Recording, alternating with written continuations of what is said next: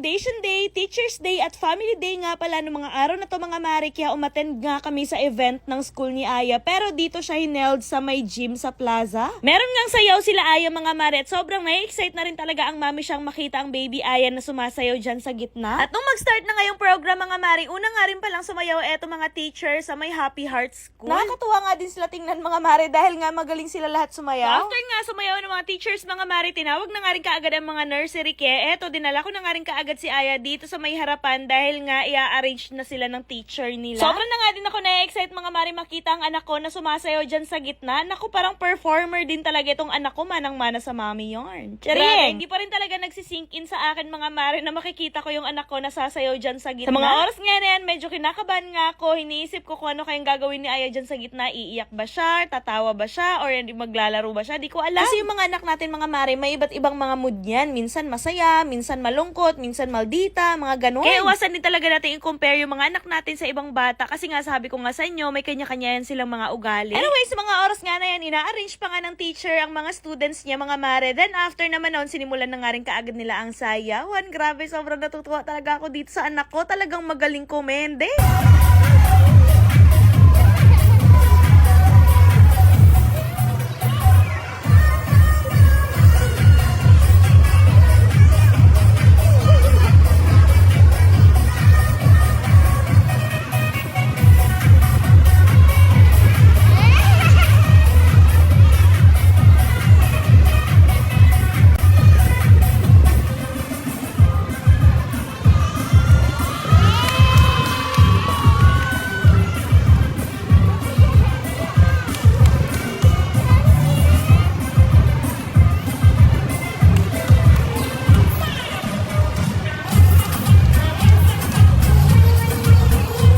Sobrang natutuwa din talaga ako dito kay Aya tsaka dito sa katabi niyo mga mare dahil tingnan niyo naman ang ginawa.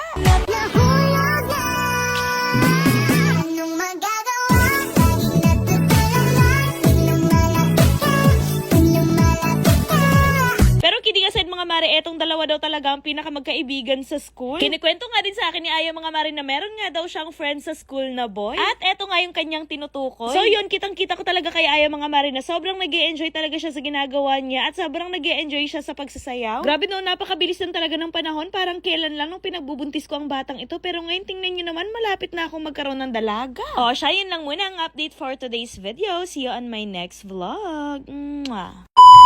Oops! Gusto niyo bang manalo ulit ng 1,000 pesos? Wala kayo bang gagawin kundi mag-register lang at mag-cash in ng 100 pesos na nasa comment section ng link and mamimili ako ng mabibigyan ng 1,000 pesos. Pero bago yon, ituturo ko na muna sa inyo kung paano manalo at maglaro dito sa may PH MOBA. So dito sa PH MOBA, napakarami nga palang games na pwedeng pagpilian dito, pero eto nga pala yung Super Ace yung nilalaro ko. Tumaya na ako dito guys ng 500 pesos and titingnan natin kung mananalo tayo ngayon. Ay, 25! Ayan, nanalo tayong 25 pesos. Not bad. 500! O, diba? Nabawi kagad natin yung 500 pesos.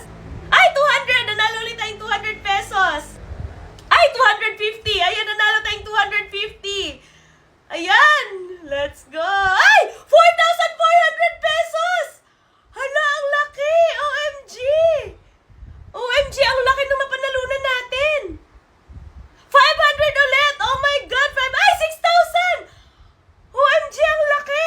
Kaya sa mga gusto manalo at maglaro, mag-register lang kayo. Nasa comment section yung link. And then, kapag nag-register kayo at mag-cash in kayo ng 100 pesos, mamimili ako na mabibigyan ng 1,000 pesos. Ilagay nyo lang sa comment section yung inyong mga proof na kayo ay nag-cash in ng 100 pesos.